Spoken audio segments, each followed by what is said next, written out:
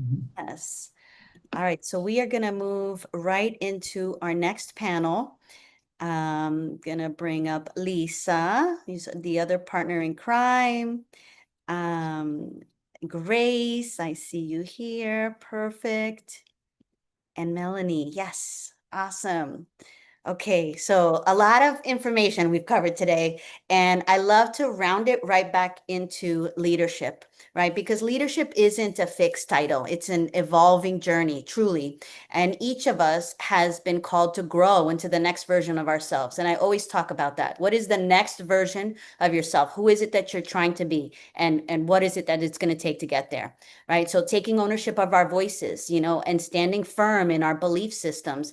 And let's begin there, standing firm in our belief systems, because the conversation around transformation, about stepping into that next version of you and your leadership, will explore what it means to own your responsibilities, to stand for what you believe in, and to shift your mindset, which is the most important thing, the most important skill set that you need to do towards growth and impact. And it's about becoming not just the leader that you are today, but the leader you are meant to be and are in the process of already becoming. So thank you so much, ladies, for joining me on this panel discussion. I want to give a quick introduction to the audience so they know who you are. Lisa Vidal, celebrated actress of Being Mary Jane, and the broker and the baker and the beauty and the baker and the beauty, a breast cancer survivor as well, and co-founder of Latinas Acting Up. Grace Landin, Senior Vice President of Bank of America, dedicated to advocating financial empowerment and championing Latina leadership in business. Let me make sure you are um, able to come on. And Melanie, founder of Elevate Latinas, creating pathways of mentorship, growth, and visibility for Latinas, Latina professionals, and Latina entrepreneurs. Welcome, ladies. Thank you. Thank you. Wonderful. All right, Yeah. Grace, we can't see you. I'm not sure if you're on or just having a couple issues, but I'll just start kicking it off, and then maybe we can fix where you are, because I know you're there, but you're not there.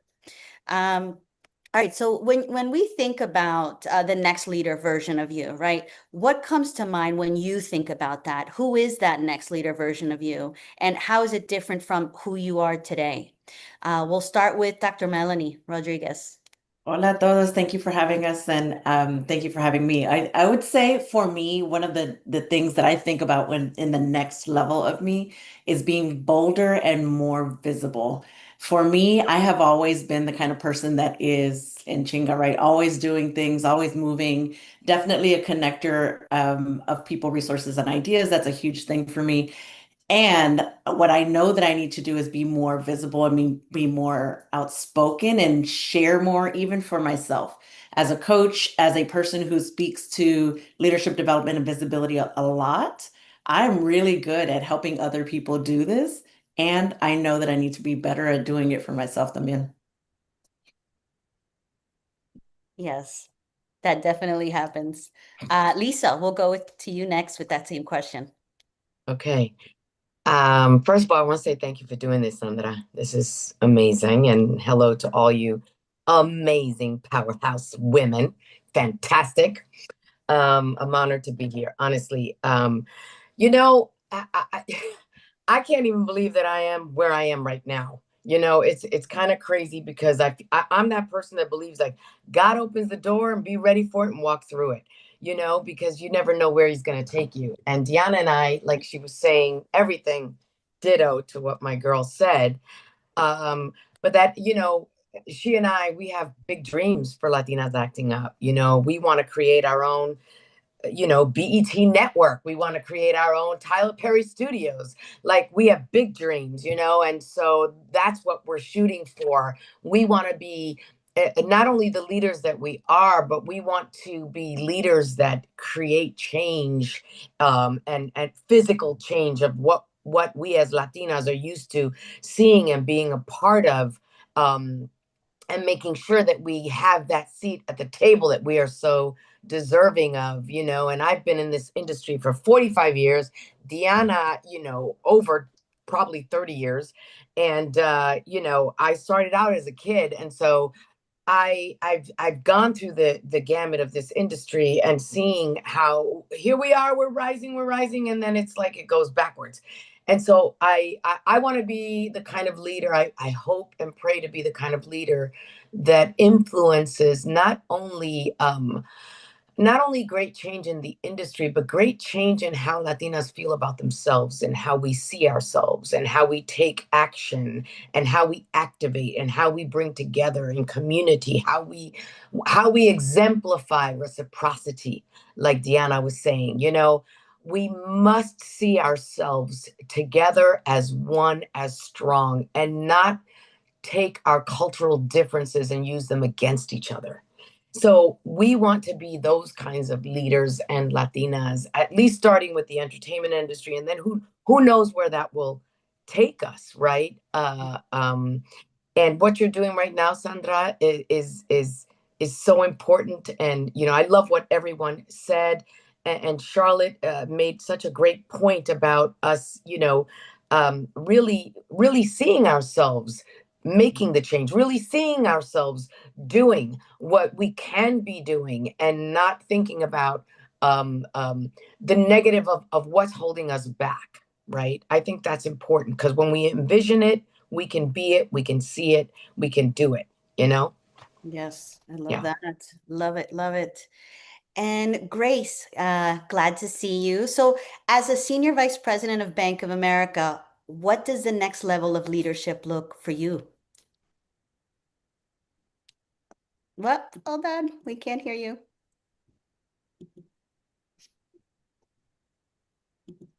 She's on mute. Yep.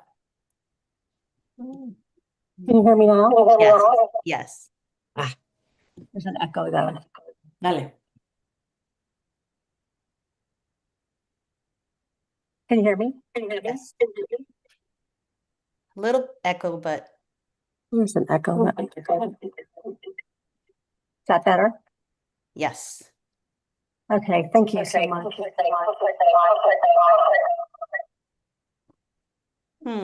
there's an echo. Yes. Technology, we will take this over too. Yes. Who's gonna problem solve this one? We need a techie. We need somebody really good at tech. Yeah. Is that better? Do you have any other devices on, watching or streaming alongside, potentially? Is there a phone? Yeah. Somebody just said, is there a phone? If there's another device, it could be. Somebody else watching with you. What about now? There you go. Yep. Yeah, dale. That's Is that better? good. Yes. Okay.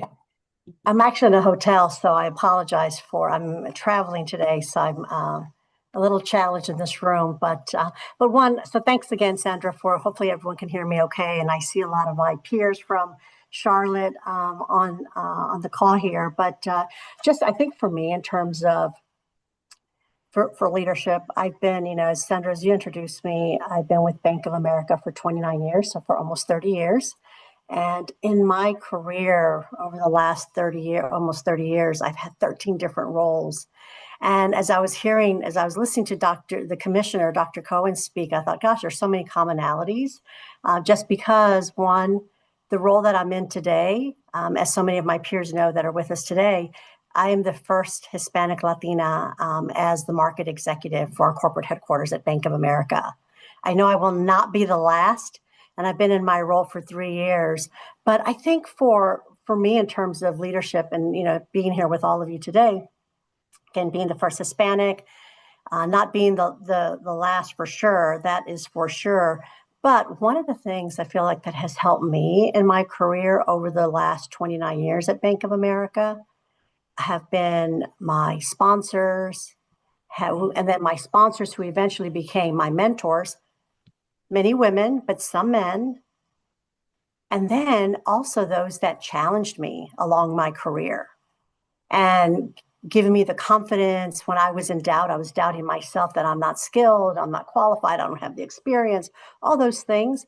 It was those sponsors and mentors that really encouraged me to say, of course you can do that. You know better, you know. So I think for all of us who are here with us today, is those are some things that we need to make sure that we're doing. And we've heard that throughout the different panels, but that's something that we can do, that we can control by going and securing a sponsor or a mentor or even that challenger, again, men or women, to help overcome those doubts. In terms of the next version for me is, I would say, being more intentional. I mean, I'm at the end of my career. I'm in my 60s, early 60s. So I'm at the end of my career. But for me is, how can I continue to be intentional? How can I continue to be more strategic? How, because I can still add a lot of value and driving growth for a large company. And then also a lot more focus on lifting others, right? That's the responsibility that we can all do, that we can control. It's not, again, just opening doors for myself, for Grace. It's not even about that. It's about, how do we build those pathways? How do we build those bridges for others that are following us so that they too can also be successful? And for my peers that are here, Ileana and others, is how I learn from you. I mean, I'd like to think that folks are learning from me, but I'm learning from others in the community. I'm learning from other leaders. I'm learning from my peers and other companies. But that's what we can do. And I think the call to action for all of us, as we think about, what's that next version of me? Open doors for others, for someone else, whether it's this week, whether it's once a month, whatever it may be. But if you think about the 99 plus women that are with us today, if each of us did that for at least one Hispanic, Latina, female, Latina, can you imagine the powerful impact that we can all make? So that's something that, again, that we can all do and do it successfully. If it was up to me, I would try to mentor starting at 5th grade, because we got to start younger, high school and college. Not that it's too late, because it's never too late, but we've got to start at 5th grade. And Jan and I have talked about that. But that's kind of, I think for me, again, just, being more intentional, being more strategic, and of course, opening the doors and creating bridges for and lifting others to be successful. Yeah. Similar to everyone that's in the room today. Yeah, that's so important. And you brought up something that's really critical. We are shaped. We are who we are right now, and that's it, right? But we've learned, I feel like that the time between when we're a child, I think up until 7 is when our brains are the most malleable, right? They're the most formed. What you hear around you, whether it's stress, whether it's love, those things are going to influence you and your being and how you approach life, regardless, right? If you wanted it to be that way or not. Intrinsically, it's in your bloodline, right? What you have around you. It's so important that when we see children, we speak to them like they are powerful and they are great, and they are, they have the responsibility to achieve their dreams even, right? Because they need to know that at a young age, that they have the power and the belief system behind them to become who they need to be. Because we are in our mid-career and seniored, and we're like, okay, yes, we have power, and just kind of I've delved into spirituality and science and the powers of how we influence matter right before our eyes. We literally are creating the world before us, and unless we know that power, we don't tap into it, and we are bystanders in our own lives versus really being the creators of our own lives, right? So I love that you brought up children, because they are their brains right now are the most malleable, right? They're the most subject to input, and they will become who they are by the words that they hear. And it's up to us to make an impact where we can, right? Just love on everybody, and I think we have a lot of love to give anyway. So yeah, so let's. Right? It's Yeah, centered, it's that sense of empowerment, right? So if we can do that, and again, that's something, as I said earlier, that's something that we can control. So if we can do that, yeah, we will drive meaningful impact across all of our communities. yes, That's right. That's right. I want to address that just for 1 second because that Yeah. is so important.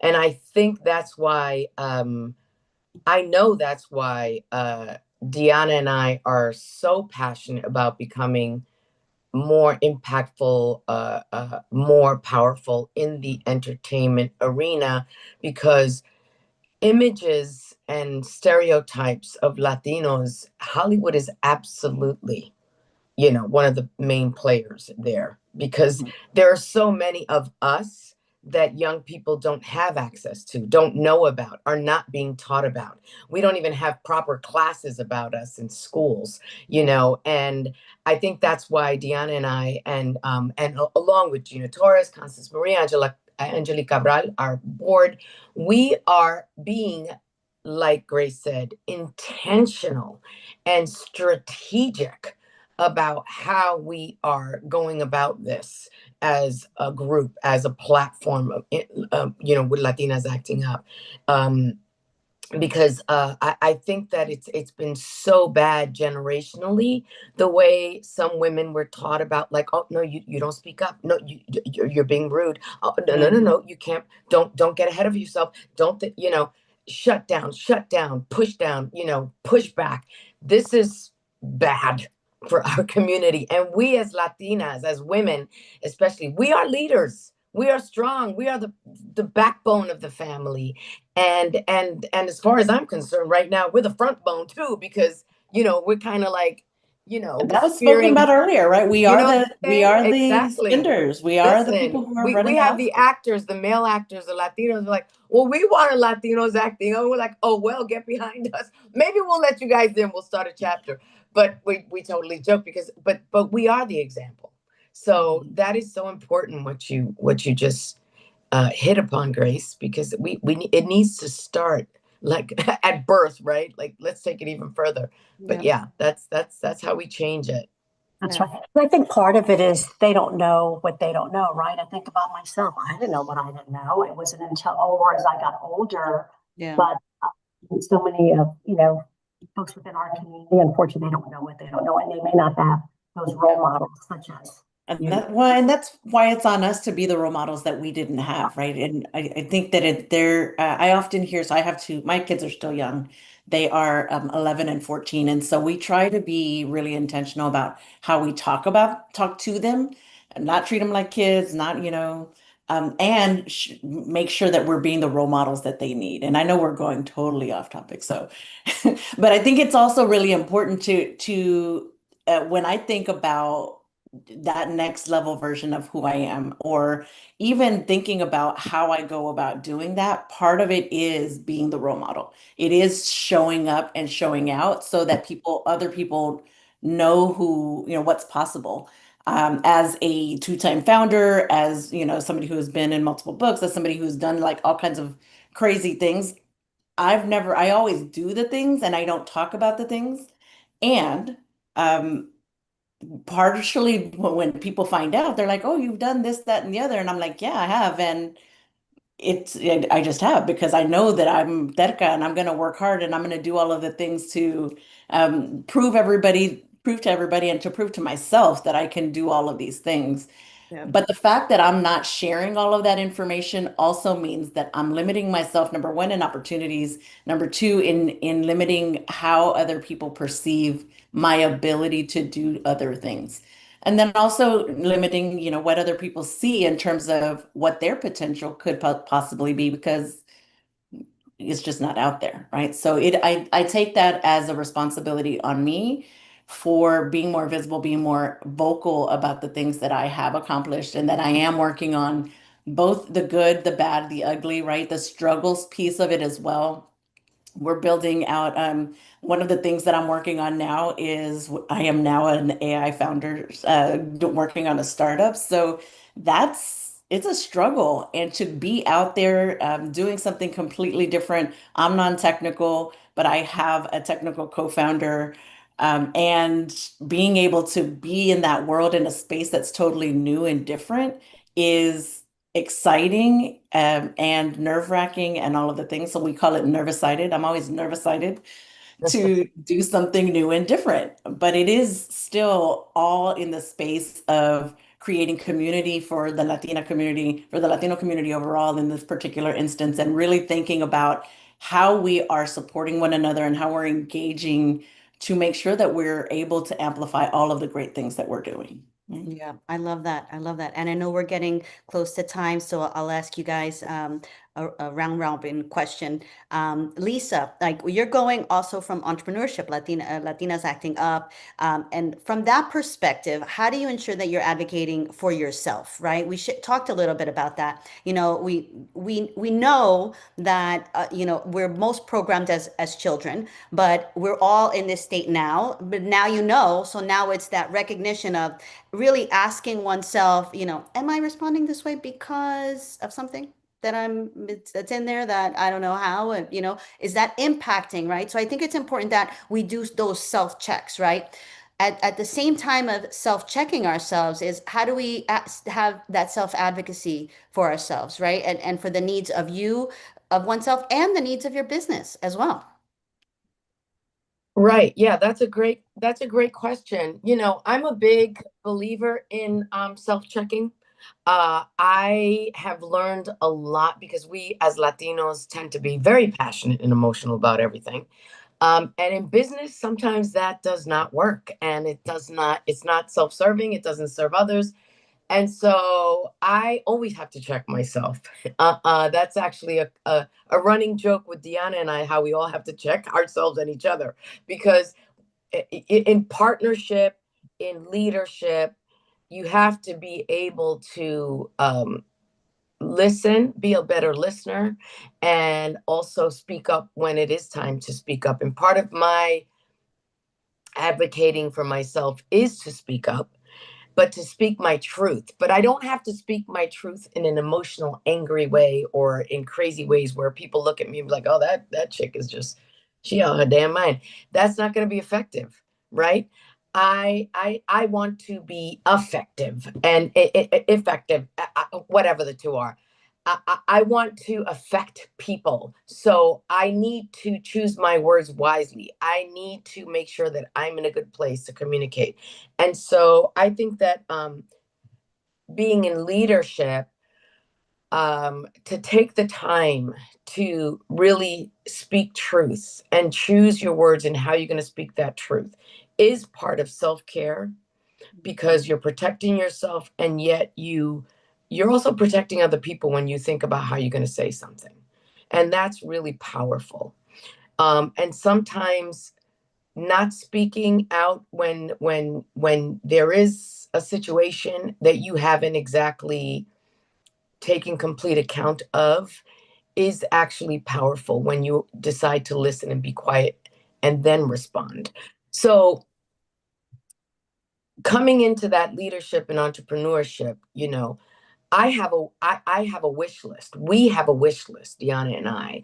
And so when we approach Latino organizations or any sort of powerhouse in Hollywood, we are always about words in saying we must be together. We cannot be racist within our own community. We cannot be, well, I'm Mexican, well, I'm Puerto Rican, well, I'm Dominican, well, I'm Cuban, well, I'm Venezuelan, well, I'm Afro-Latina, well, I'm a white Latina, all of this works against us. And so Deanna and I have to speak on this constantly on our platform, because until we realize that we are more powerful as one community, we're not going to get anywhere, I promise you.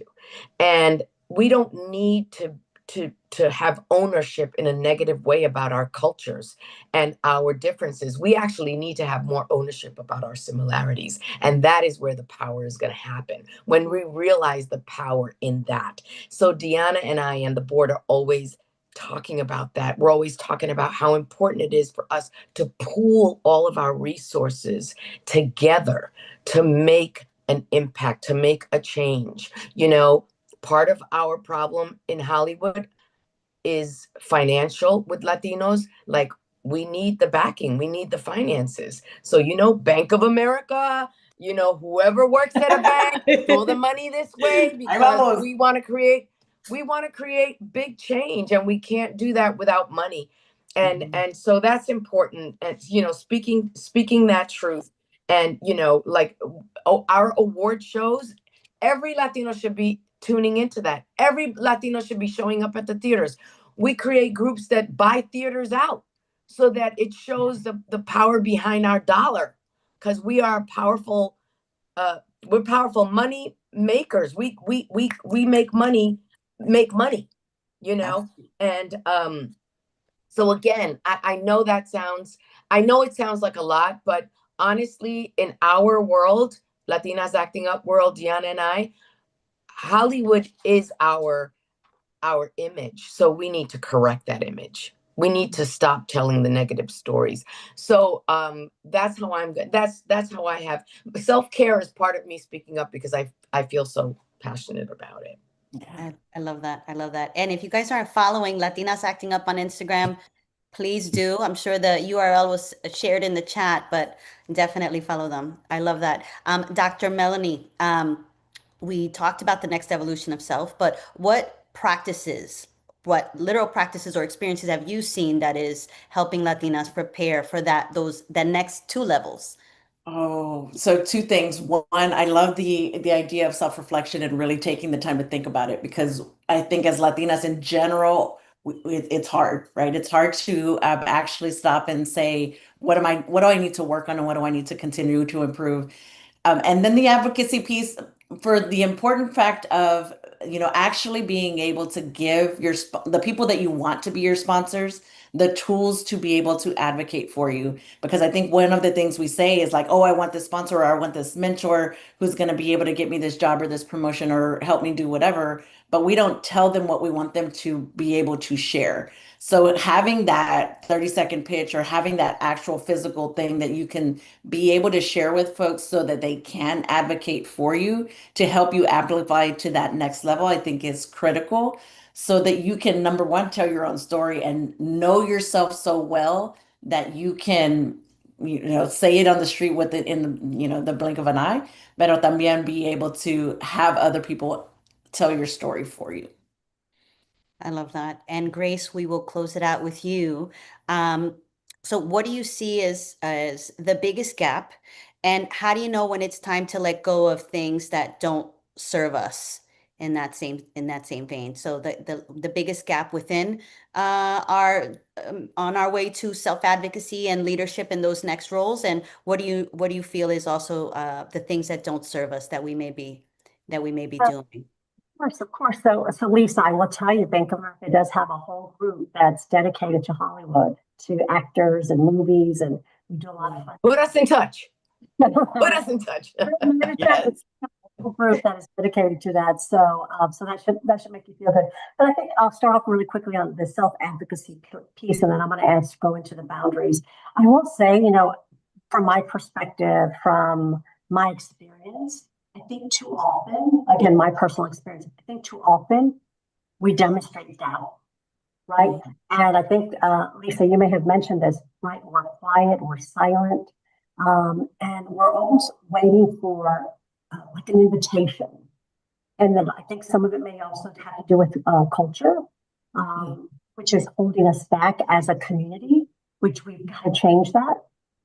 But for us, I think for me, in terms of one of my solutions as part of my plan was, how does Grace speak up more? How does Grace challenge the status quo? How does Grace do things differently to be recognized for impact? And then again, going back to, you know, the sponsorship of each other, I think those are things that are really important.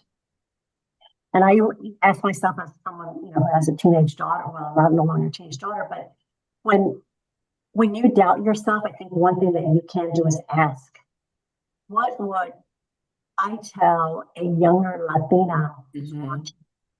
What would I tell my daughter who's 24 years old watching me?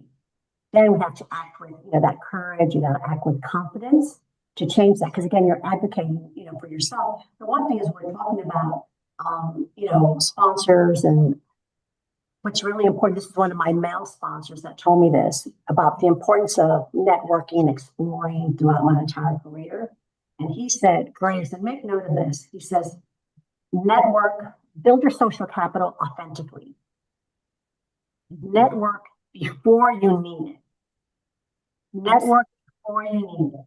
And I've kept that. I have like a little sticky on my desk that just says that network before you need it. And I teach that to, folks that are on my team and others because it's so true how important that is. And that can also help with your self-advocacy. And I'll just go because I know we're on time. In terms of boundaries, I would say, when, letting go and boundaries, it's time when it drains more than it grows you. Saying no is not a failure. It is not a failure.